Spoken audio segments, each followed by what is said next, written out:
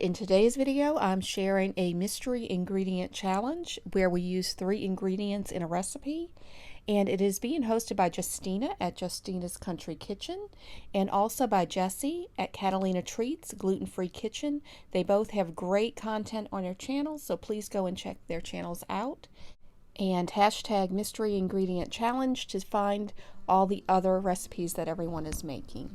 Now, the 3 ingredients are, it's Cheetos, and I'm using the Cheetos Puffs. And you'll see what I'm going to do with that. Sweet potatoes and applesauce. These are the 3 ingredients we must use in a recipe.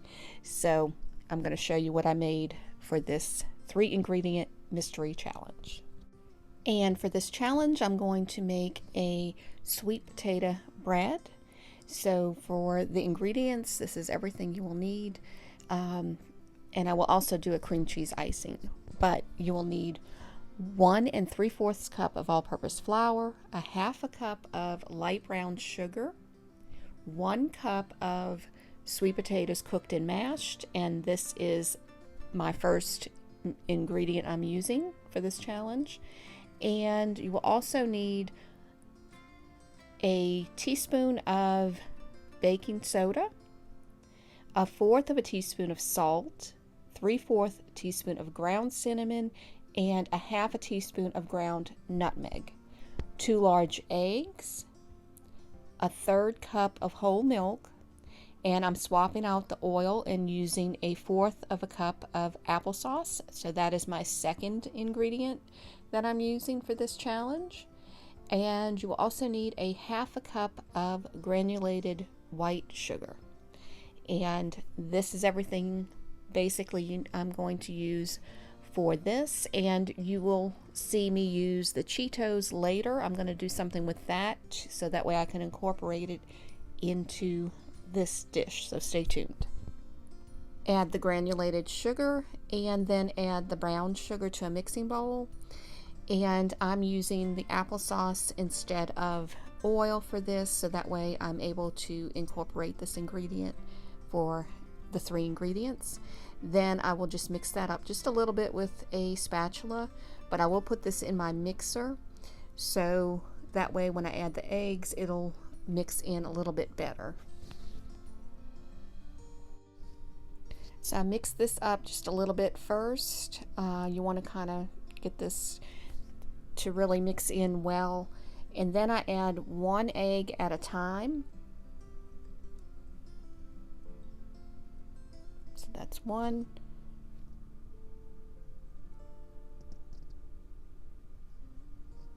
And then the other. And just mix that till that is completely mixed in. I could have used the spatula for it, but I decided to use the mixer. I wanted to make sure that was fully incorporated and blended well. Now once I'm done with that, you will turn this off, and then the next step will be to take another bowl and add the flour, then add all of the seasonings there, mix it up well, add it to the flour, and I just whisk it in just that way I can mix it in to fully incorporate it. Now I need to take this wet batter and start adding the dry ingredients to it. So the first thing I will do is take that flour and the spices and everything that I added to it and add a little bit at a time. And you want to alternate this with the milk. So you will add the flour first, mix it in, and try to mix it in really well. You don't really need to use the mixer for this. And once you do that, add a little bit of the milk. And you will continue to do that by alternating the flour and the milk until both are completely gone.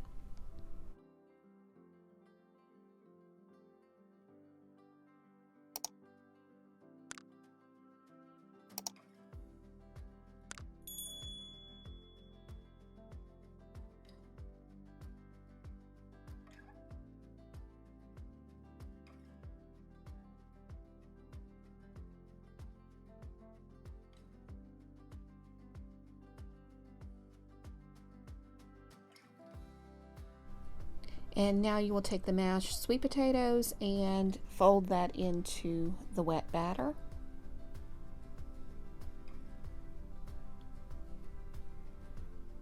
And you just want to make sure that is mixed in and blended really well. Now once you have that done, you will take a loaf pan and just spray that with some nonstick spray. I like to use that Baker's Joy because it has the flour in it. Then just pour that batter into your pan. I try to level it off as much as I can, and then place this in a preheated oven on 350. You will bake this between 55 and 60 minutes until a toothpick comes out clean. And this is what it looks like when it comes out of the oven. It does have a bit of a mound in the middle, but that's okay. We'll work with that. But mine cooked for 55 minutes, and that was plenty enough time for this. And I'm going to let this cool off, and while this is cooling off, I'm going to show you what I do with the Cheetos to add to this recipe. So you will take that bag of Cheetos. You need an 8, it says an 8.5 ounce. This is an 8 ounce. But that will work perfectly fine with this. So if you see where it says 8 ounces, that's what you need. And that'll work perfectly. I don't know why it said 8.5. Also, half a cup of brown sugar, a 1/4 cup of butter, which is 4 tablespoons, and a half a cup of light corn syrup. That's it. So I'm going to show you how I make these Cheetos. Take the bag, and you want to just have a large bowl. Put the Cheetos into that, and you want to have this ready before you start the next step. So make sure you already have these in a bowl, and then in a small saucepan you will add all the ingredients I just mentioned, which is the corn syrup,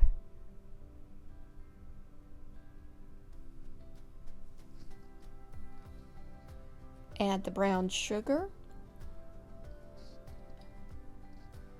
and then you will add the butter. And before you start to cook this, you will have a sheet pan ready, lined with some foil. I sprayed a little nonstick spray on it, but make sure that that is ready. And boil that mixture, and you want to bring it to a boil and then boil it for about a minute. Once that is completed, you will immediately take it and pour this over the Cheetos that are in the bowl. And you want to try to coat as many as you can. Like I said, you do have to kind of work fast because that does start to kind of thicken up a little bit. So just move those Cheetos around in the bowl, and then just kind of pour it and spread it around as much as you can, and just try to coat as many of those as you can. And that is hot, so be cautious with that. Now it's sticky, so it does kind of it makes it a little hard to stir that up. So if you even have a larger bowl than that, it might be easier. But I just continue to stir it as much as I can, trying to coat each piece. Now, not every piece will get coated fully, but that's okay.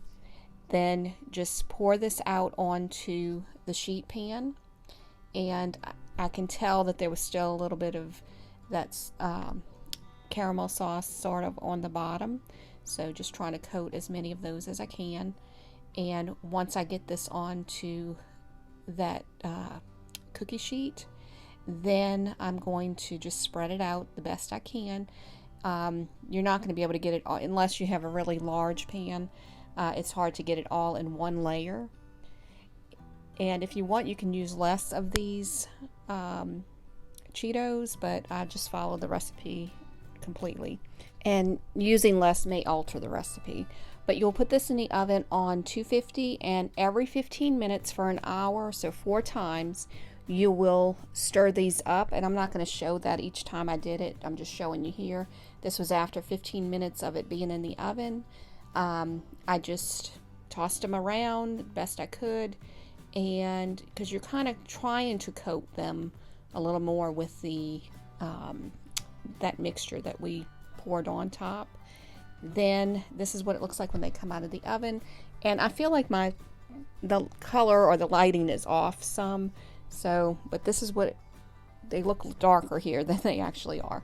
But you're going to let this cool completely, and they will become more of a hardened candied Cheeto and not chewy. And then I'm going to show you how I use this, and I'm not using all of these, how I use this in the recipe. Okay, I wanted to show you how these are. You can hear how hard they are. So they're not, it says it's not going to be chewy or anything. And I can break it. Oh my gosh. So these are hard. Yeah, I'm going to try it. Excuse the crunch. These are really good. I'm going to make these again. If you like candy type treats, then this is for you. I didn't think this was going to be really any good, and I'm not using all of this on this recipe, so a lot of this is going to be saved and put away as a snack. But you can see they become a hard sort of candied Cheetos, exactly what the recipe said it would do.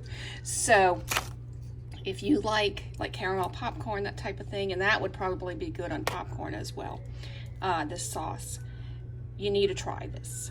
So definitely worth trying.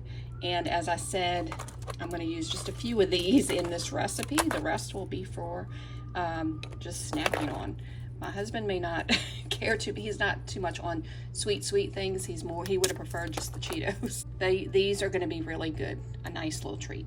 So now I'm going to show you what I actually do with these, and it's not very much, but I'm going to show you what I do to add this to this recipe. And now I'm going to take this cream cheese icing and spread this over the top of this bread. And even though it's a bread, it is a sweet bread, kind of sweet and savory sort of bread. So I'm just going to take that and spread it with a spoon on top. Just makes it easier just to spoon it out and then just kind of spread it across. And I'm not going to put too much on. I just want to make sure that I have that top covered. Now, once I started to put this on, it looks nice and smooth and everything. It looks really good. But I had to step away. I had something important I had to go and deal with. So when I did that and came back, the icing was already starting to dry. And I needed that to be kind of more of a wet consistency to put the stuff that I'm going to put on top. So I just took the spoon and just kind of spread it a little bit more. And you can see it's a little lumpy, so it's not as pretty as it was, but that's okay. It's going to be covered. So all I did was take the Cheetos, the candied Cheetos, and put those in a little Ziploc bag, and then just crush those up into little pieces, and just as much as I could. I didn't want to pulverize it, but just to have them, you know, in smaller little pieces. And then I just continued to do that. And then I had a small bowl of chopped pecans. So what I did is added those crushed up Cheetos and added that to the bowl of pecans and mixed that in. And I did crush up just a little bit more of the Cheetos and added that to the pecans. That way, you know, I had kind of an equal-ish amount of both. And then I just take the crushed up Cheetos and pecans and put that on top of the bread. And I feel like I've met that challenge of the 3 ingredients, I hope. My husband said, well, you maybe should have used more of the Cheetos in it, but I didn't see a way to use it necessarily in the bread itself. I didn't know how that would work. It might be too chunky, or crunchy. So I decided just to use that on top, and I feel like it wasn't just Cheetos, it was candied Cheetos. So I actually made whole other thing with those and incorporated it with this bread. And then the applesauce and the sweet potatoes are in the bread. So I feel like I used all 3 ingredients. You let me know what you think, if I did it correctly or not. And I know when they do the chopped episodes, sometimes they don't use all of or a whole lot of an ingredient when they have to use something that they don't like to use. As long as they use it and you can taste it, and you can definitely taste it in those Cheetos, you can taste it on top. So I feel like it met that challenge. And I stored the rest of these candied Cheetos in a Rubbermaid container. That'll keep it fresh, but these will not go to waste. I'm definitely been snacking on them. And I want to thank Justina and Jessie for coming up with this challenge. This was really fun to do. I definitely stepped out of my comfort zone in this one with trying to figure out what to make and things like that. The Cheetos was definitely one to think about.